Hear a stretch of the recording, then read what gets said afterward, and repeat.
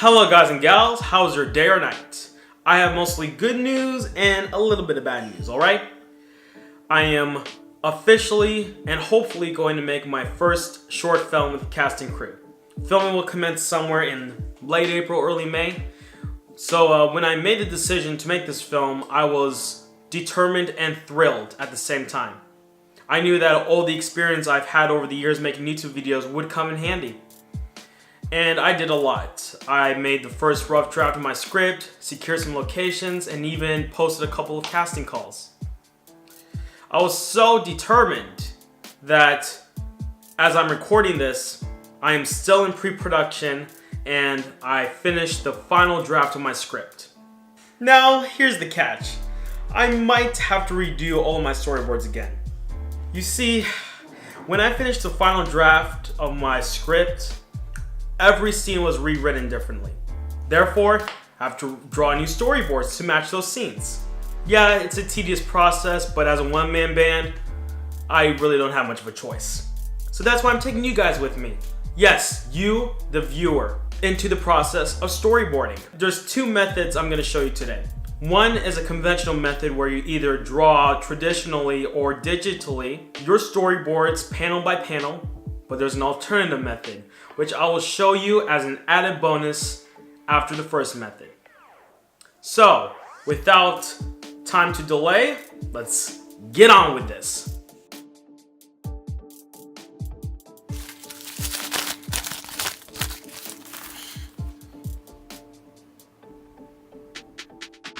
The first step is optional, but it can be a great starting point of your storyboards if you do it before them.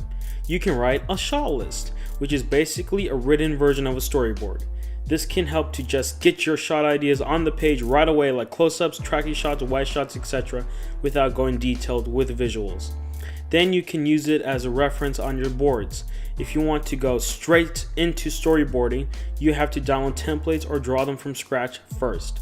The usual storyboard template has three main components: the title, the panels which should represent the aspect ratio of your project, and lines below that so that you can write descriptions. You can do a Google search and easily download templates off of images, by the way. Next, you need either a pen or pencil, markers or highlighters, which are optional, but they help, depending on the types of shots you have in mind. Now that you have your materials, start drawing. At this point, try to think of your boards like comic book drawings. They don't need to be detailed and look exactly like your final product, but should still look cinematic and make sense to you.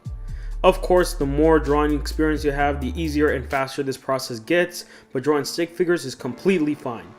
Also, as for the markers or highlighters, you can use them to put attention to certain things in your shot, or to draw arrows and display camera movement. Bold colors like black or red work the best. Depending on your process, you can write your descriptions exactly like your storyboards or use them to add dialogue or extra information like props or camera movements. Here's a quick tip. I would shorten or write a part of a line of dialogue that matches with a panel to save on space. As long as the person who views the storyboards knows the script, you don't need to put all of the dialogue exactly. Keep drawing, writing, and numbering until all your scenes are completed.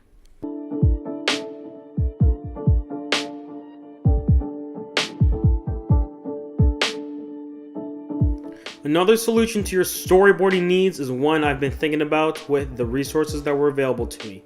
All you need is any material that looks human or whatever character that can be put in front of a camera. For example, you can use clay figures, action figures, Lego figures, etc. Then you need a camera. A simple point and shoot or smartphone can work as well, as long as its quality is clear and precise and works well for you. Then it's good to go. Next, you position your figures according to your shot list, script, or your own shot ideas. Finally, just snap the pictures and go through this process like the first method of sketching.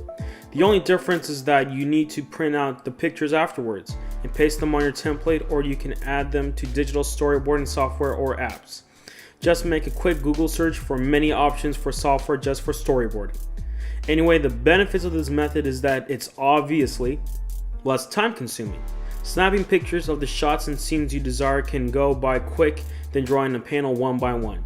You can also get the added benefit of working in a 3D environment, so showing depth and space in your boards won't be difficult. You can also do video storyboards for action-oriented scenes with the same figures. An extra tip from me to you. In the end, if you're a budget filmmaker, an animator, or even a YouTuber, preparation is your best friend. Whether it's writing scripts or forming schedules, it can help you during the creation of a film or animation and make it run a bit more smoothly. When it comes to storyboards, it can help you experiment and try new things while making them visual. The most satisfying part about storyboards is that you can just flip through their pages and eyeball them. It just looks like you're watching the final film. And to add more to the effect, you can put them in video form, in a reel, meaning what I just said. You just gotta add some dialogue, sound effects, and music, and it looks like you're watching the completed film, but in rough form, in drawing form. By the way, if you guys and gals want to watch a tutorial about that, make sure you like, share, and subscribe. And I might consider it. But seriously, in the end, find your process and make it yours, because that's something nobody can take away from you. It's all yours. Oh, and by the way, before you go on and make your storyboards, make sure you use your final draft screenplay as a reference, because that's a mistake I made, as you already know, and please learn from my mistakes and learn from yours too. Well, that's it, everybody. I hope you enjoyed this video. I hope you learned something from it. It's probably my first tutorial, I think, from the top of my head. But anyway, please, like I said, like, share, and subscribe. And finally, as I would say, have a nice day. Or night.